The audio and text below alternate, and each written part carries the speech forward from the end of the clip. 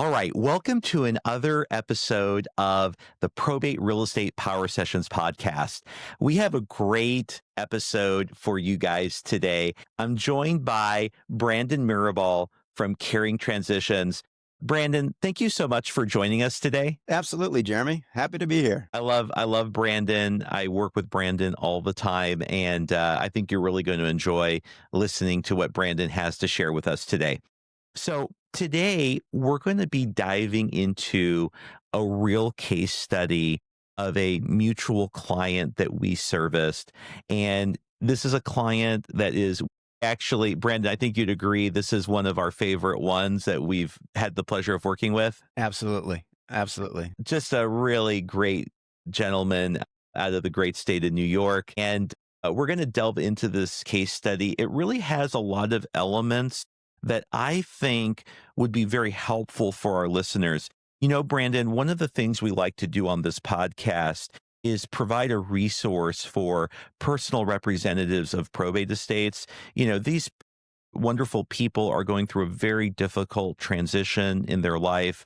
Maybe they've lost a loved one, a friend, family member, and now they're dealing with this, they have to go through the whole legal process of probate, and now they have this property they have to deal with. And it's really, for many people, it's a great burden. And there's a lot that goes into it that's very difficult. And so I think this case study that we're going to go into today really highlights a lot of the things that really are quite typical for a lot of people going through this process. So let's go ahead and start, Brandon, with I just want to give our audience a little bit of an understanding of who you are, your business, what you're doing. So walk us through what Caring Transitions does. You're the owner of Caring Transitions. And, for someone who's never heard of you or your service, what's it all about? Sure, happy to do that. Caring Transitions, first of all, it's a national organization. So we are a franchise system. There are over 400 offices from Hawaii to Maine. And so we are one of the offices in the Austin area. So primarily what we do is we help folks with liquidation needs, usually personal, but sometimes business liquidations.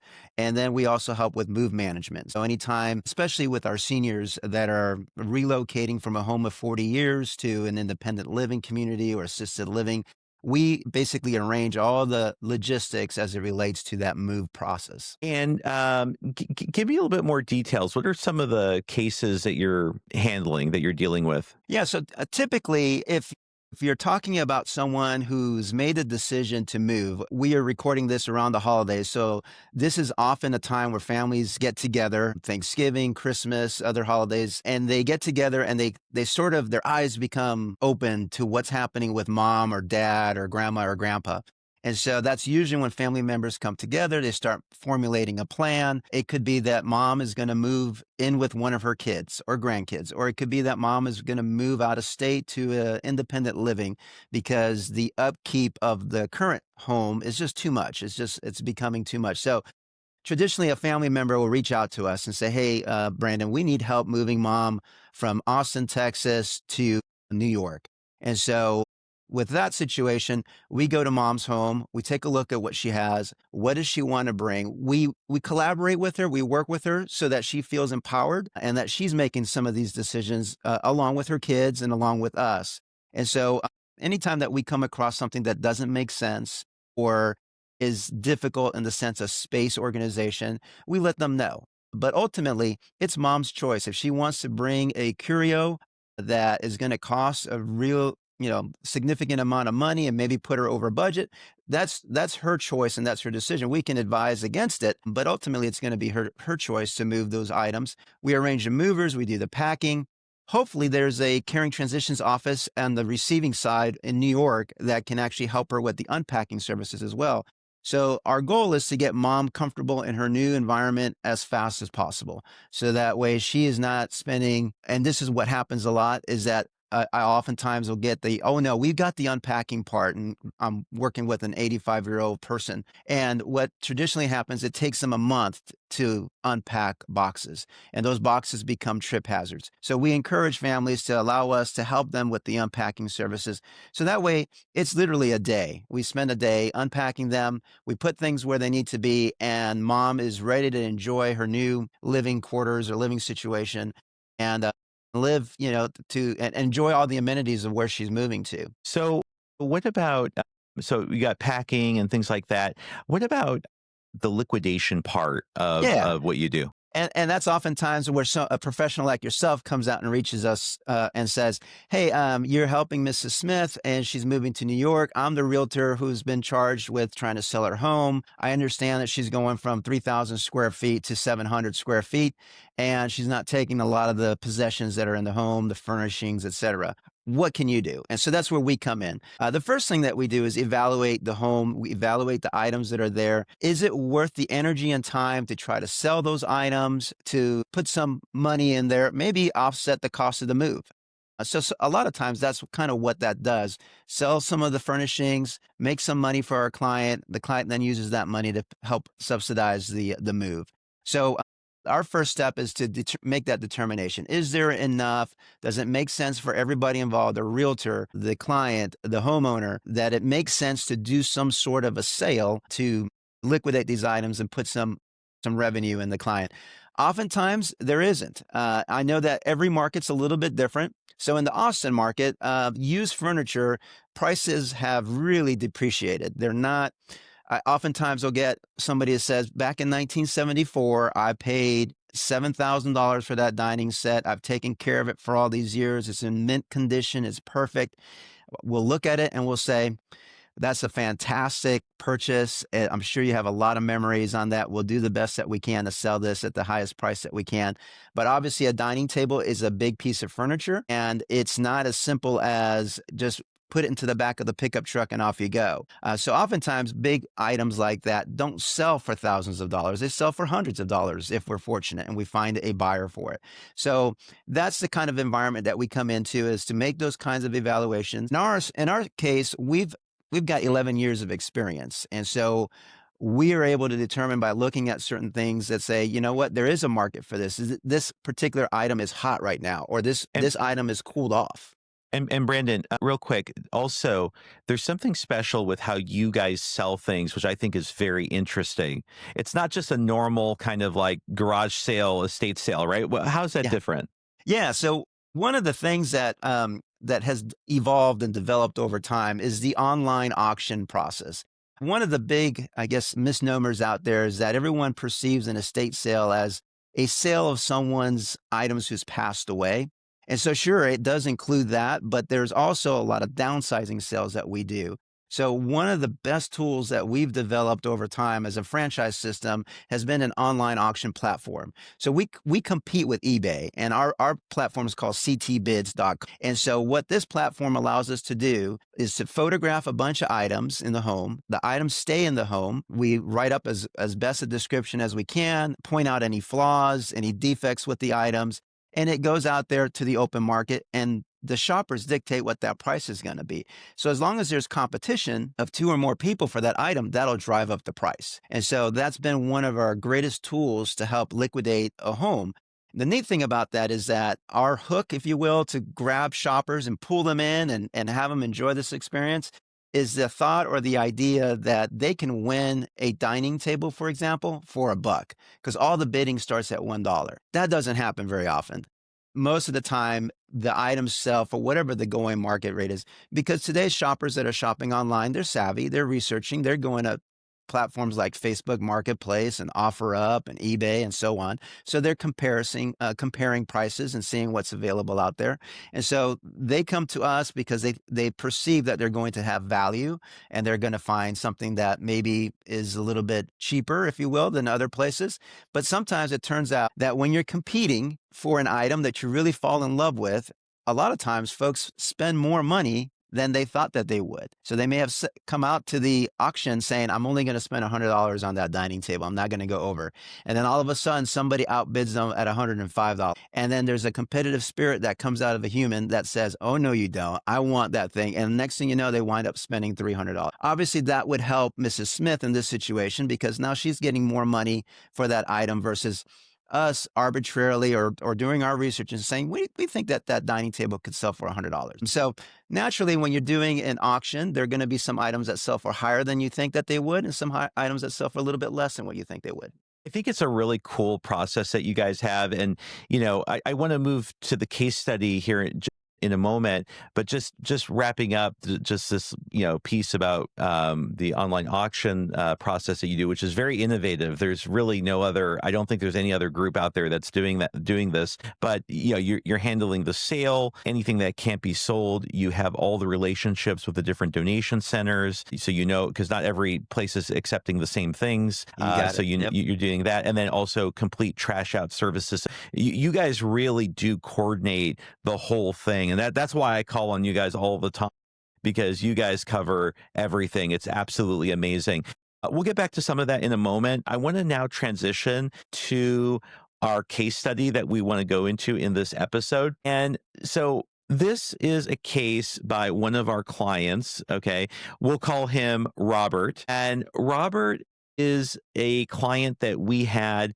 And Robert lives in New York. And like many probate executors and administrators out of state, he was absolutely overwhelmed. His brother had moved to Austin many, many decades ago, and he was a plumber, and he had a plumbing business, a very successful plumbing business here in Austin. And he owned 2 houses. It was actually kind of a complex estate from an asset perspective.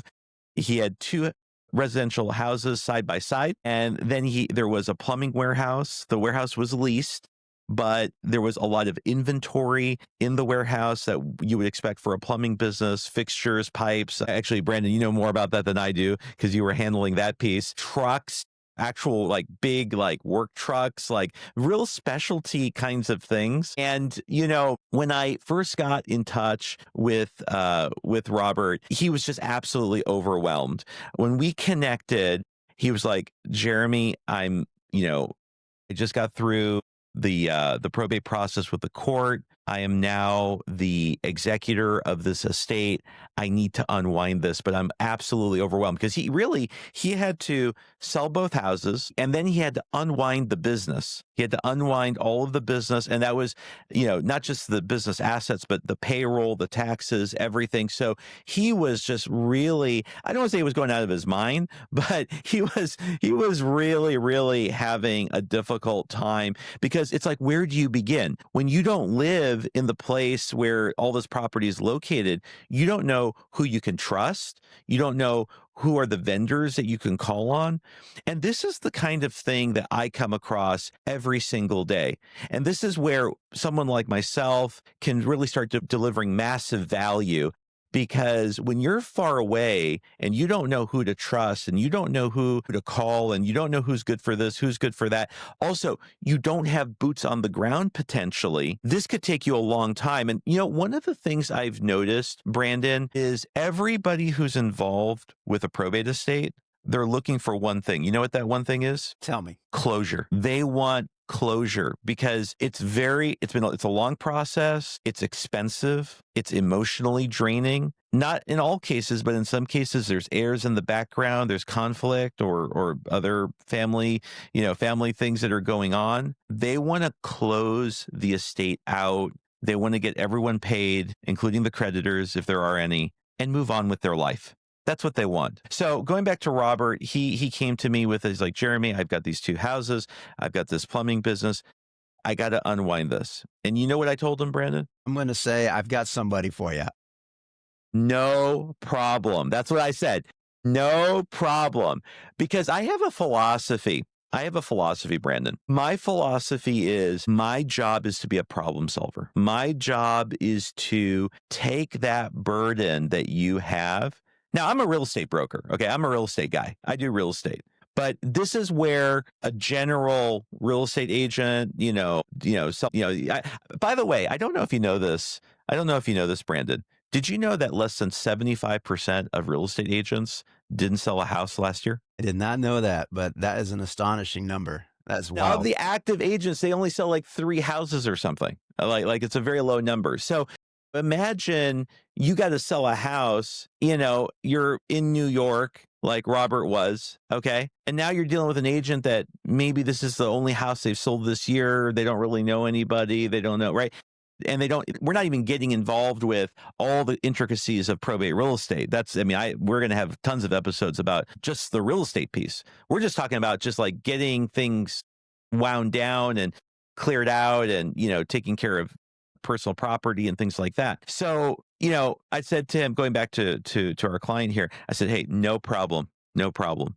And I did what I always do with all of my clients. On my website, texasprobaterealestate.com, I say I have a 3-step process. Step 1 is that we meet. All right. We meet. We get on a Zoom call. Okay. We meet. And when we meet, my job is to listen. It's to listen. To listen to what does the client need? What are we trying to do? Sometimes it's just real estate. Sometimes there's other things around the real estate, because real estate really intersects with a lot of different pieces. There's a lot of things that are intersecting with the real estate, principally personal property, right? The effects of the decedent are there usually, right? So there's a lot of things that are going on. And so I want to listen. I want to hear, what is the problems? What are the issues? What's the game plan? I want to start getting the game plan, but we can't get the game plan, the strategy going until we listen first. So I just like to listen, usually it's on the Zoom call initially, and just get a sense of what's going on. What do we need here? Okay. Then we're able to put together a game plan, a strategy.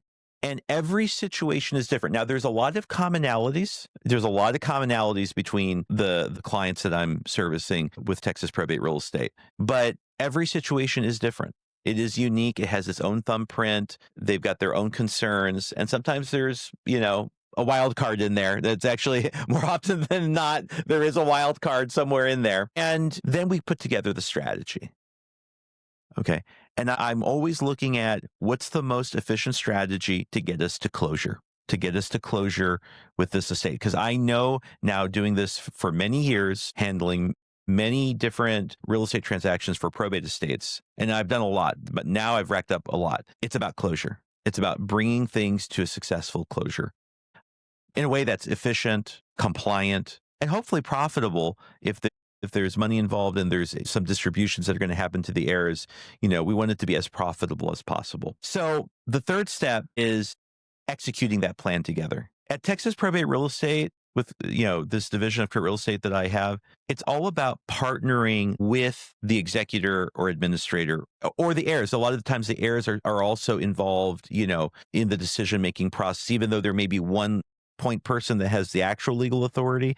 Frequently, there's other people around them that are also they're making collaborative decisions and getting consensus. Okay. So it's really about a partnership in that execution. Once we make that strategy, then we're executing that plan together. And I'm going to have to do things and they might have to do things, in order for me to execute that plan. But it's really about a partnership together and moving together so that we get to that end point where they're going to be happy and feel that relief, right? Yeah. So going back to Robert, our client, he was overwhelmed.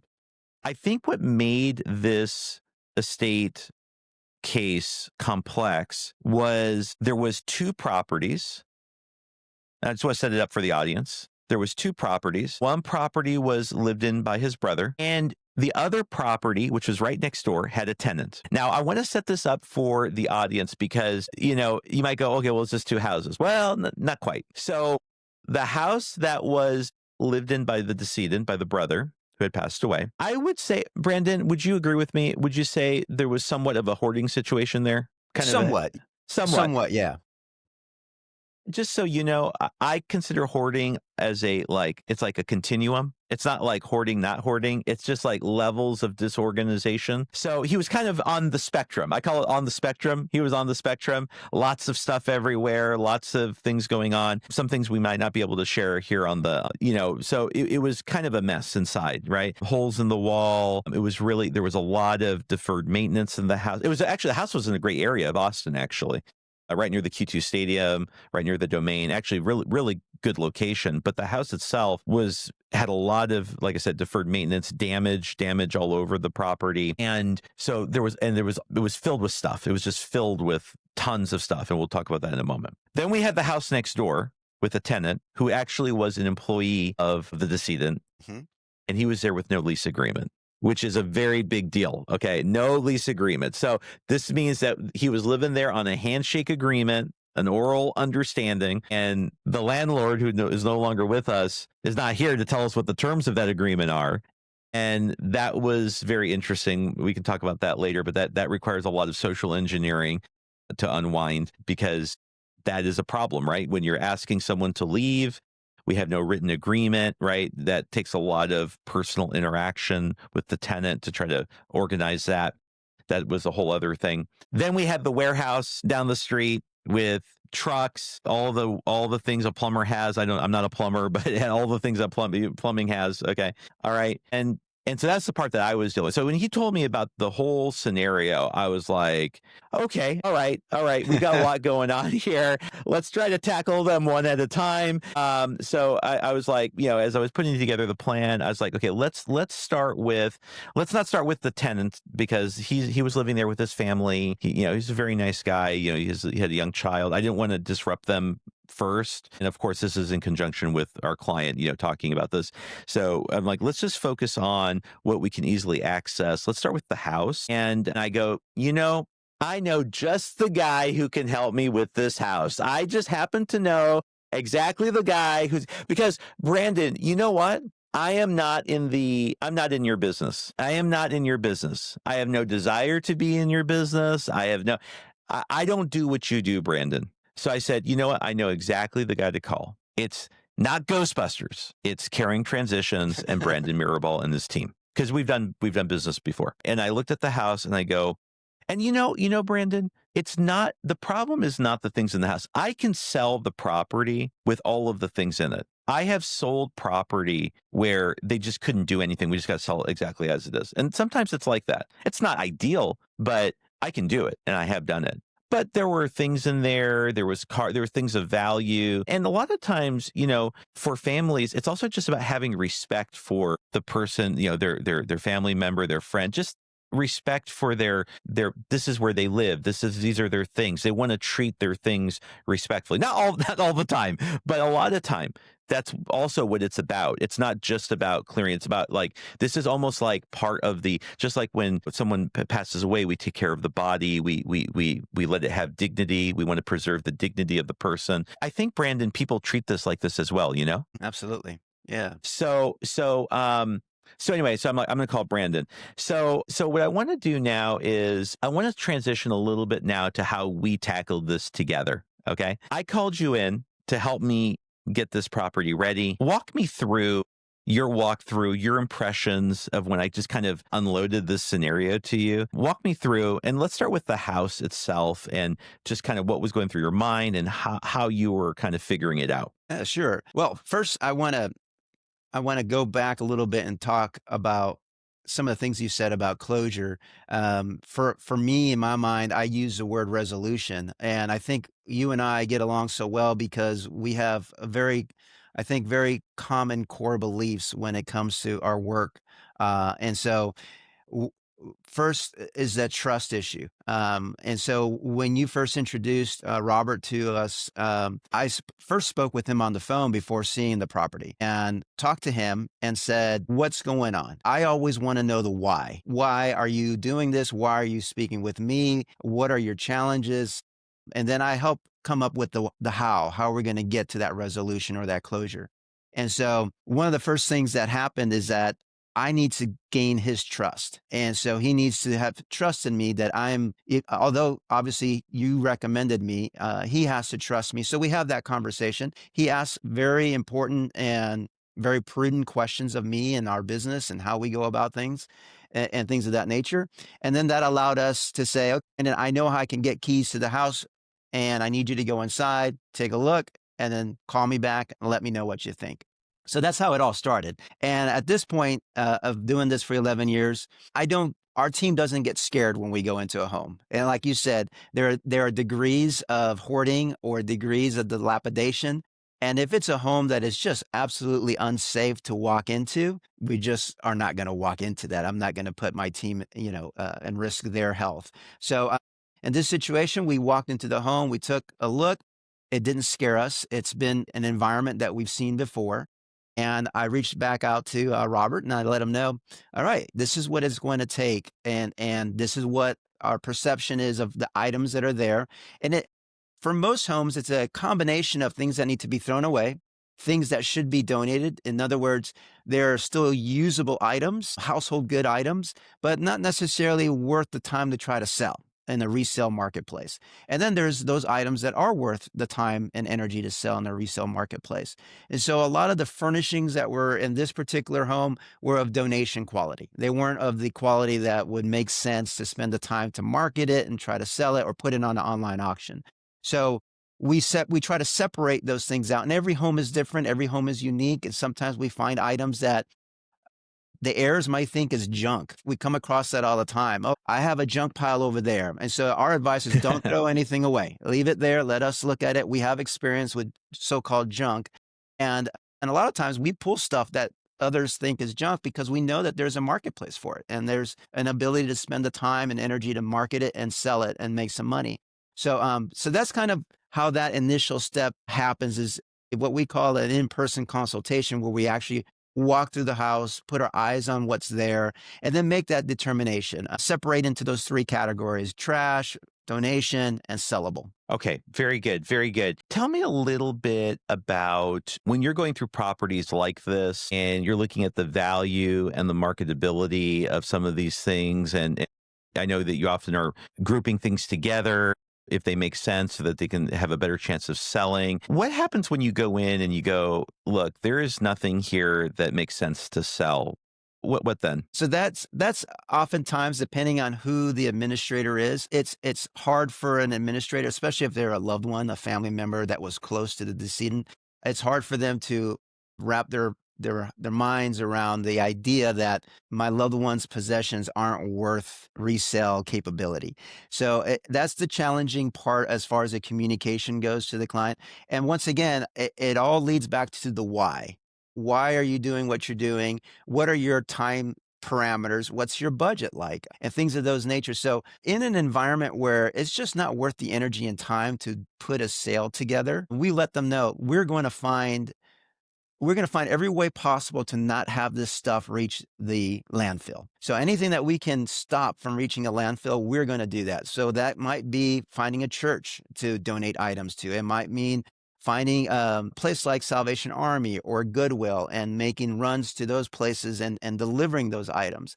So oftentimes that's what our goal is to get these things to a spot where they're going to be usable for somebody else. Now, naturally, not everything can reach that destination. Some of this stuff does need to reach a landfill, like a dilapidated bed, for example, or a sofa that we see has been chewed through by rats and things of that nature. Then obviously we're not going to try to donate those items. Those things need to reach a landfill and they need to be disposed of. Brandon, in this case, you actually did two things. You were dealing with the one house, and then we had the warehouse, which was more commercial. How were those things different for you? Yeah. So in this situation, the residents Robert and I had come to the conclusion that it wasn't going to be worth the energy and time to do some sort of a sale, because the reality was that if we did some sort of a sale with the items that were in the home with the condition that they were in, that the sale might produce maybe $2,000 to $3,000 worth of revenue. And obviously it didn't make sense to spend 2 weeks to 4 weeks in trying to liquidate those items. So that was a pretty easy decision for both of us to make. The business side of things had a lot of materials in it, and not just materials, but vehicles, and not just plumbing vehicles, but recreational vehicles like fishing boats and RV and things of that nature.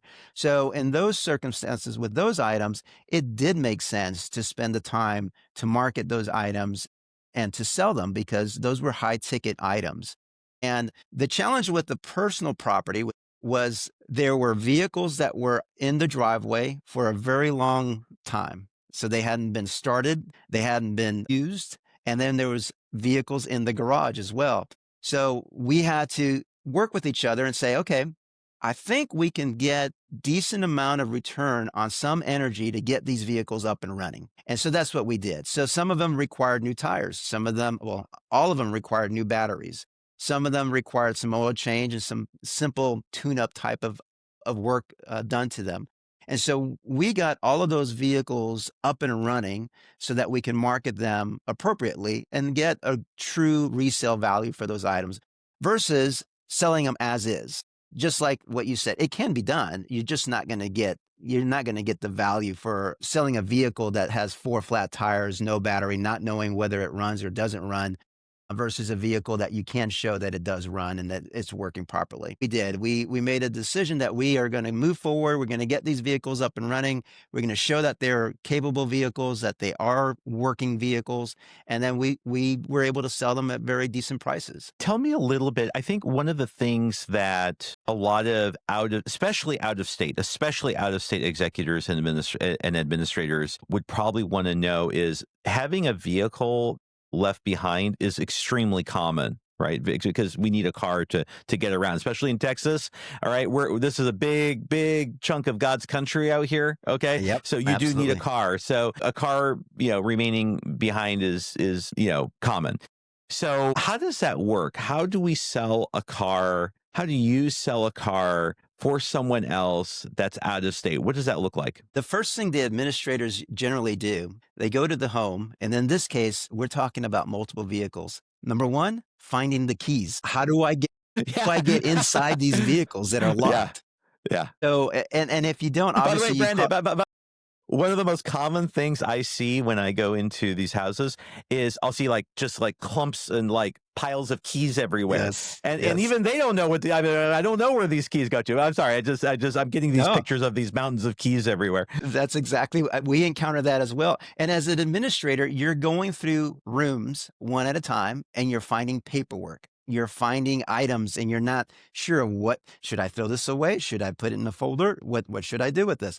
So imagine a home with at least 4 vehicles and obviously 4 sets of keys. And it's first, you got to figure out how to get in them. Obviously, the tags are probably expired. The gas is probably not good anymore. Maybe the tires have what they call the dry rot on them because they've been exposed to the sun. So there's all these scenarios and possibilities that don't make it as easy to just stick the key in there, start it up, and off you go. And so, sure enough, with these vehicles, none of them started on the first try. There was work that needed to be done, batteries to be replaced. Some of the vehicles needed to be towed to an auto shop. There was definitely work that needed to be done as it relates to the vehicles. Now, not everyone, one of the things I've noticed is that with these probate estates, sometimes money can be tight. That's very common. The executor administrator is fronting a lot of money or expenses for the legal process. It can be a real burden. In this case, our client had means. He had the ability to pay for some of these things. But in a lot of cases, they're not going to have this kind of money to be able to do this. And they just got to do whatever is possible without having to have any other financial outlays. What happens in that situation? Can we still sell them? Yeah, absolutely. So in some circumstances, for example, if I look at a vehicle and I come to the realization it's going to take about $1,000 to get this vehicle up and running and marketable condition, and I know that this vehicle is probably going to sell and exceed that initial investment, Caring Transitions, our office, we will cover that cost and then just recoup the repayment of it at the time of the sale. So if I come across a client that has that challenge that says, I want to sell it, okay, I present the options. We can sell it as is. This is how much I think you're going to sell this for. Not going to make that much money, but if we invest a little bit, get it fixed up, and then this is what I think we're going to sell it for, you're going to win out.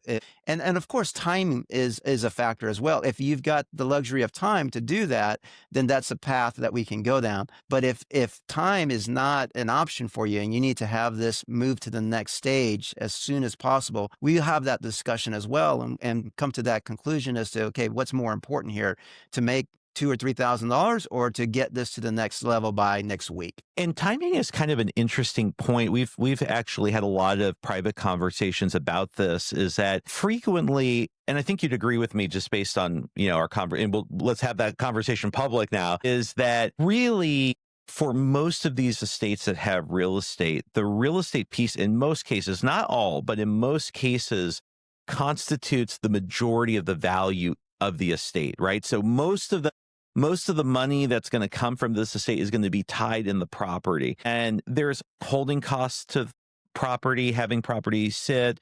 There's liability risks. There's all kinds of things that can go wrong and bad with property that's just sitting around. And a lot of times people in this, like dealing with all these personal items and the cars and this and that, it's so overwhelming. They get stuck. They're stuck with these little, I don't want to say little because it's, to a lot of people, it's sentimental, but things that don't have as much monetary value. Okay. If we just put it that way, they're delaying the sale for these things. And sometimes it's because it's just, they're overwhelmed. They go into one room and before you know it, they've been all day just in the closet and they've only dealt with 4 items, right? Because it's psychological. It's not, and it's okay. By the way, if you're listening to this, it's okay. We understand. We understand how this works. We do this for a living. We understand. That's why someone like Brandon and Brandon's services are so valuable, because you'll be one day in the closet. Brandon has a team of 5 going in there. The closet took 30 minutes. It's done. And so there's just no comparison. And so I guess what I wanted to say, Brandon, was that one of the things I think is important, and this is my philosophy, is once you have the authority to sell, move quickly. Once you have the authority to sell, get on that train and start moving towards the sale. And everything that's delaying you from getting that sale going is actually costing you money. Right now in Central Texas, when someone's listening to this, the market conditions could be different, but we're in a market that's declining in value currently. So waiting is costing you money, just in terms of just timing risk. Okay. So that's one aspect. But also we could have a freeze that freezes the pipes. We could have a vagrant, a squatter go into that house. I've seen it happen. People think it, Brandon, people always think it's not going to happen to them. They always say, oh, no, that's on the news. Well, it could happen to you. Trust me. Okay. I've seen it happen to a lot of people. Okay. It can happen. And you'll get them out. But it's just going to cost money. They're going to trash the place. They're going to, right? So yeah, we want to keep it moving forward. So I want to move on to kind of what that timeline looked like when we were helping Robert, with this project. What did the timeline look like? Yeah. So in speaking with Robert and speaking with yourself, it seems to me, and this is the part of our private conversations now going to be public, is that what I do, the revenue generated from an average home in Austin as a 3-bed, 2-bath house is going to be a revenue of about $5,000 to $10,000 worth of household goods, right? And I speak to our clients very openly, and I'm very practical. And I said, you are embarking in probably a $400,000 transaction in the sale of that property or the sale of the home, which obviously is a much greater transaction than the $5,000 to $10,000 worth of stuff that I'm doing. And yes, there is a lot of work that's involved. And unfortunately, the $5,000 to $10,000 is not going to turn in a day or two. So the challenge for the administrator is, do I weigh that $5,000 to $10,000 that I might earn and delay the $400,000 transaction? Or do I say, I'm going to go for, hey, how can we get to that $400,000 transaction as fast as possible and as efficiently as possible? So that's kind of where Robert's situation was. I said, Robert, we gotta turn this house and get this ready for Jeremy and Jeremy's team. And the fastest way to do that is by liquidating. So to your question about what's that timeline look like, generally speaking, to get a home empty, whether it's because we are doing trash and donation, which is what happened in this situation, and we pulled out a few items that were sellable, but that was a 1 to 3 day window. So within 3 days, we now can close that chapter and say, this particular house is ready for Jeremy to do what Jeremy does. And so that's why that piece there worked so well. The alternative would have been, well, Robert, let's try to sell what we can. It's going to take about 2 to 4 weeks to do that. And that would have delayed what you do by at least 2 weeks, maybe 4 weeks. And so that was the question, is like, is the time that we put into this worth delaying that $400,000 transaction? And then in this circumstance, it just wasn't. And he came to that realization as well. And there could be cases where there are things of enormous value that's like, okay, maybe we need to take a little bit of time or whatever, right? So Absolutely. you're really evaluating what makes sense. And I think, Brandon, just said really, it's like, yeah, that makes so much sense and it really resonates with me. It's helping people see the big picture. I think what I have noticed, and I'd be curious to hear what you think about this as well. What I've noticed is dealing with clients in this category with this specific set of challenges. They think certain things are important. They think certain things are a big deal, right? But the reality is that for most people, they're only going to go through this probate situation maybe one time in their life. Yeah. And then you got someone like you, someone like me. We're doing this many, many times a year, right? Monthly, weekly, daily. And so we have the benefit of context. We have the bird's eye view of what's going on and what's important. I know sometimes I feel the challenge of like, I know what needs to happen here. I know these concerns that the client has. I understand and respect and honor that is a concern in their mind. But they're not seeing these other things that are like way more important relative to what's actually important to them. So like, Jeremy, money is important to us, or some time is important, right? So that whatever their priority is, they're thinking that these things over here are like very important in relationship to their priority. And they often don't realize that, hey, I'm thinking to myself, no, I don't care about this. I can take care of that. I can snap my fingers and make a few phone calls and make this go away. I'm not worried about that. I'm worried about this thing over here. I guess, we've been talking about trust a lot. That's why I'm doing, by the way, Brandon, that's why I'm doing these podcasts, because I mean, these people, I mean, they don't know. I mean, they're getting calls on the phone by wholesalers trying to just, not even buy the house. They're not even trying to buy the house. They're trying to put it under contract for some really deep discounted price, which is like basically stealing the house. Okay. And they're not even buying the house. They're selling the contract to another person. There's so much room that the wholesaler's making money, flipping the contract, and then the flipper's making money. I mean, think about how deeply discounted that's got to be for two people there to make money on something like that. They're getting all these calls. They're getting bombarded. Phone, email, text, carrier pigeon. I mean, it is coming in at all angles, at all times, all hours of the day. Seriously, they're getting hit hard. Okay. And it's coming from all directions. And even there's agents in the mix, but it's like, who do I trust? Who do I talk to? And so that's one of the reasons why I'm doing this podcast, is because, you know what? We've been on this now for 45 minutes. You pretty much know who I am by this point. You get a feel for who I am. You know how I roll. You can meet one of the vendors I frequently partner with, the people I partner. Brandon, I will only partner with people that I trust. Absolutely. My company is Kritt Real Estate. I don't know if you noticed this, Brandon. My name is Jeremy Kritt. Okay. So my name is attached to this stuff. I care. I deeply care. I mean, I care for my clients, but, I care about my reputation. And so this is a high trust business. Real estate's high trust. Probate is that trust that's needed. Okay. And that's why I'm doing this. I want people to understand that, like, for example, if I hand them off to you, Brandon, they can trust you. You're not looking, yes, yes, no one's gonna, I'll be the last person to say, I'm not gonna lie. This is a business. Real estate is how I feed my family. It's how I put, that's how I put food on the table for my family and keep this operation going.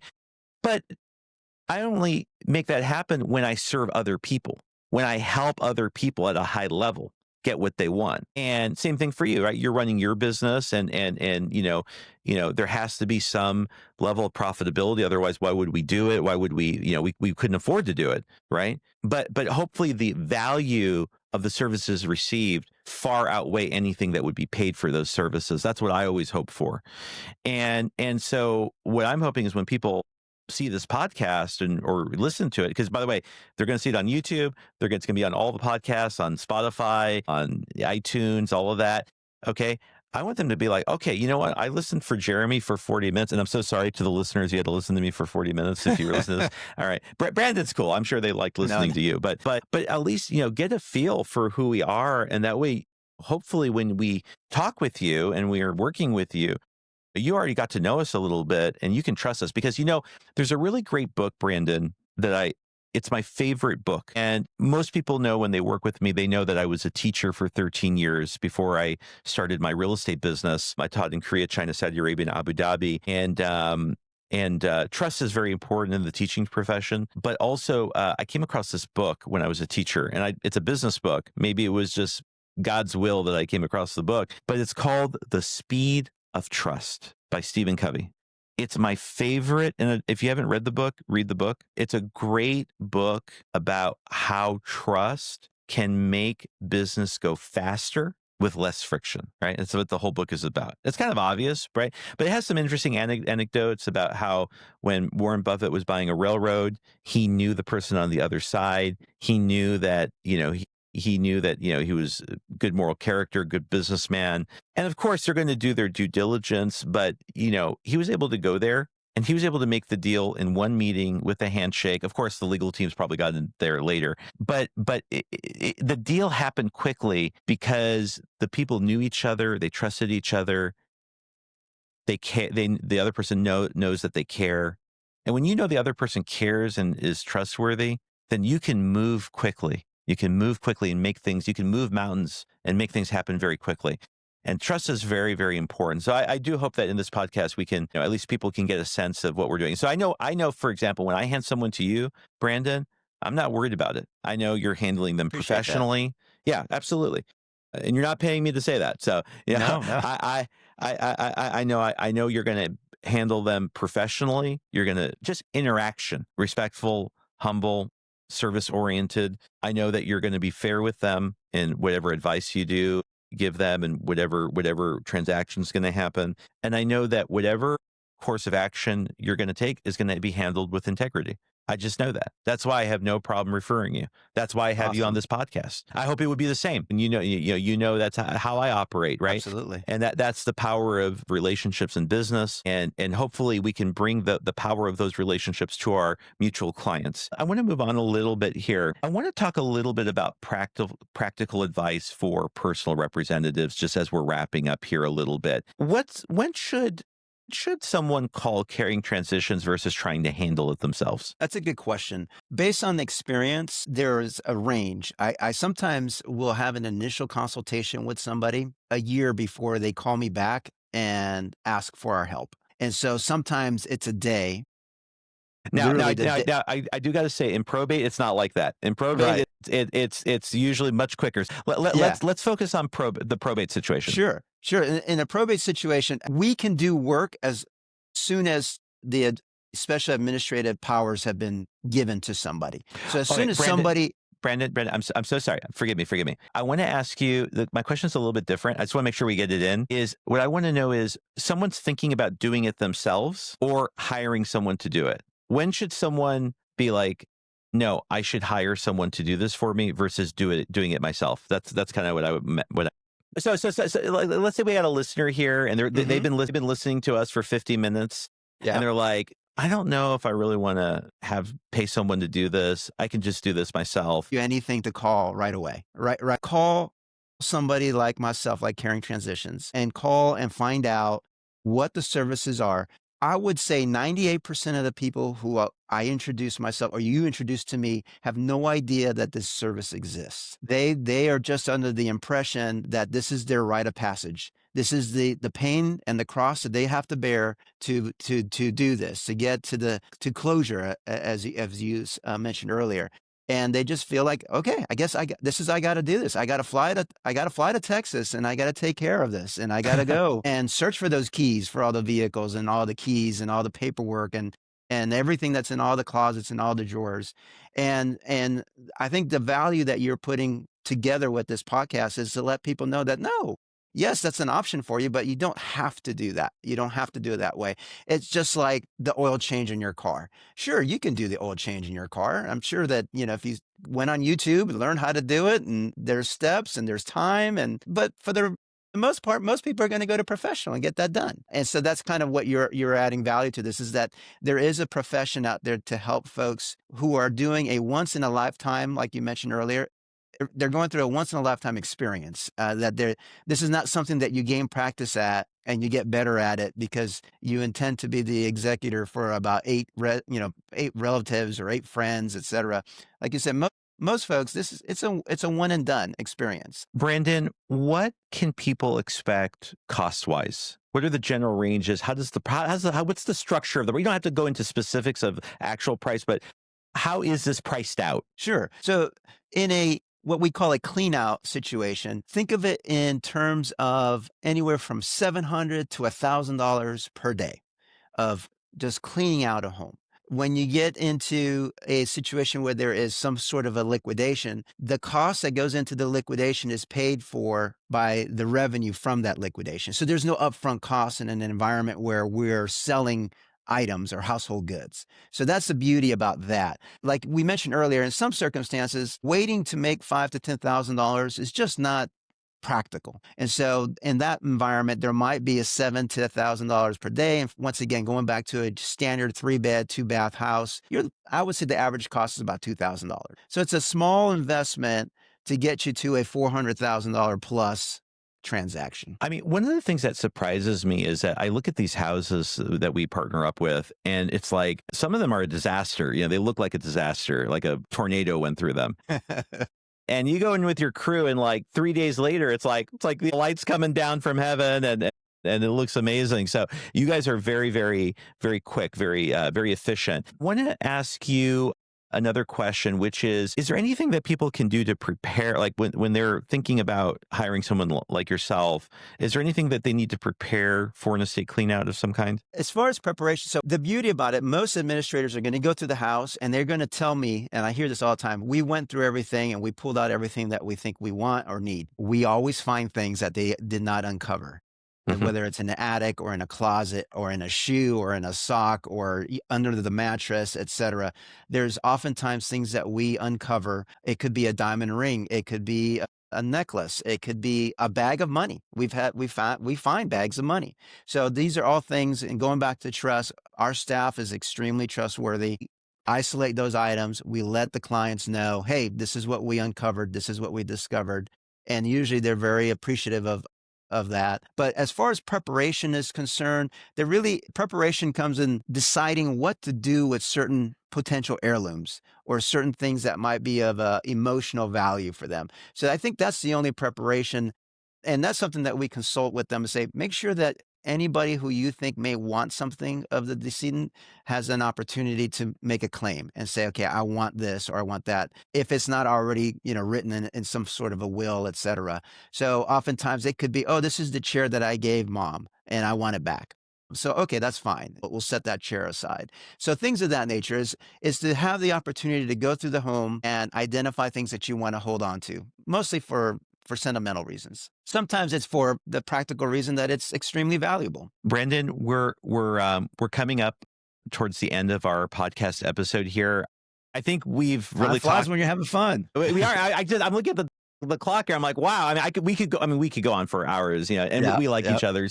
So we enjoy talking with each other. I want to just cover one last thing before we end our episode here. I always tell my clients that you don't have to do this alone.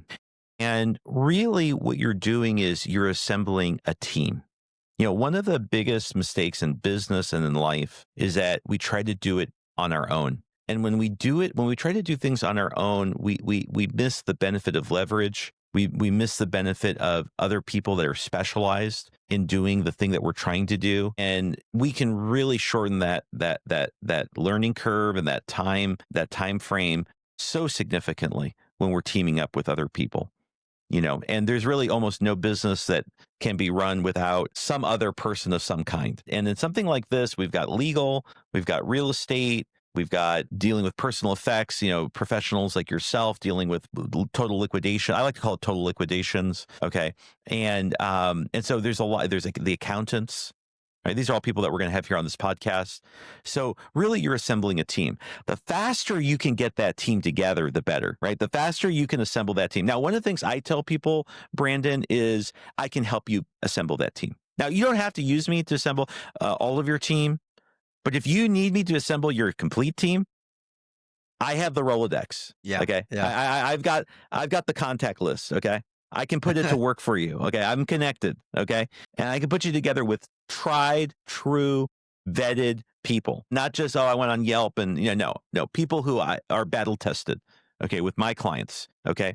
But I want to ask you from your side, Brandon, what makes a real estate agent a great partner to work with? That's a really good question. Identifying that person that needs to look at the toolbox. You called it the team, and I love that.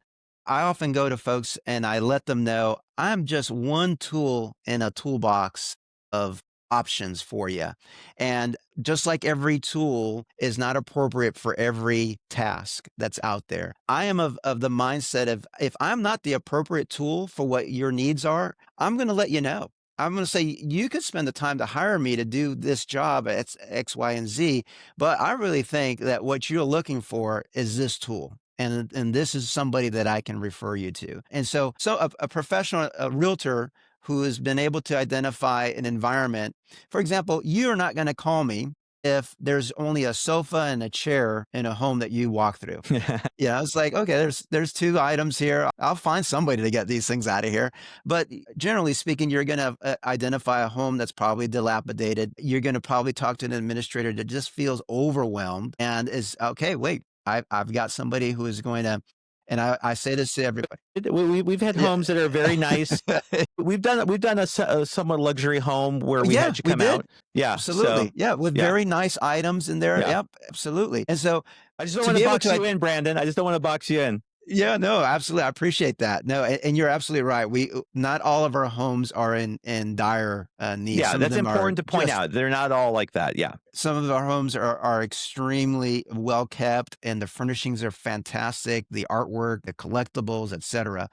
But Brandon, you know what's interesting? You know why we say it like that? I know why we say it like that because something that is typical in probate though is typically the person was older, they've let the house go for a little while, right? Yeah, Maybe the upkeep. they got illness towards the end of their life, right? So that's just for the listeners. That's kind of because it's common, and it's good to say that it's common because a lot of times people feel ashamed Yes, or you know absolutely. what I mean? Like they're ashamed or they're what do I want to say? They're afraid what people are going to think when they see the house, right? Yep, that's very common. Oftentimes, "Oh, I'm so embarrassed. I'm so embarrassed that you have to walk into this. I try to clean up the best that I could, and I Don't just clean ran up. out of Don't worry time." about Yeah, it. yeah, that's what I said. There's nothing here that I haven't seen already before, and it's very very typical, very common, and so that's what I let folks know. And just going back to that ability to help people where they're at and not necessarily force my services on them. And that's, I think, where you and I align a lot is that I'm not going to force an estate sale on somebody if I see that they don't need it or it's not prudent in this situation. And so that's kind of important to me as people refer folks to me. I don't want somebody referred to me that doesn't need our services, that doesn't have a need for this. I'm not just doing this just to make money. I want to help folks. And it just so happens that in our ability to help people, we do make money. We are a business. One last question I want to ask you on this kind of train of thought is how can real estate agents, better support their probate clients by knowing when to bring you in? That's a good question. I think you hit the nail on the head in expediency is to help them come to the realization that they can hire a professional. I go back to the analogy of the oil change. I always tell folks, I'm here to save you time and reduce your stress. If that is of interest to you, I've got somebody for you, and that's us, and we can help you. But if time is not that important to you, stress seems to not be that big a deal for you, we're probably not a good match in terms of our services, because that particular client's made up their mind that they'll take a year to get the house empty. I've talked to people like that. It's like, yeah, I started in January and I got to the point now it's December and I'm really tired. And so, Brandon, I'd like for you to come in with your team and finish up the job. And so we've had that environment as well. But I think that agent, if that agent can persuade them, like you said earlier, is like, hey, time is money. And if you're not concerned about that, then obviously this is not the path to go down right now. But if you are, which most people are, then there is a professional out there that's going to get you to the finish line a lot faster than if you do this by yourself.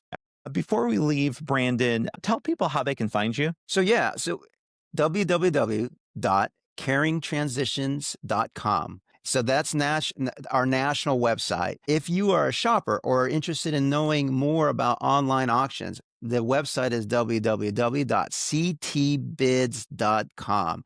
CT stands for Caring Transitions, bids. And how can they get in contact with you personally? Yeah, so our office line is area code 512-717-0302. Or you can email me at bmirabal@caringtransitions.com. Awesome. Brandon, I want to thank you very much for doing this podcast with me. You were an excellent guest. Thank you for sharing your experience and your expertise. I want you to know that as a real estate broker, I have a high degree of respect for you and your business and how you honorably conduct your business. That's very important to me. So I want to thank you. I want to thank you for all the times we partnered together in the past and also in the future, because we have more work to do together. And again, thank you so much. And for all of the people who are listening to this podcast today, if you're an executor or administrator dealing with a probate estate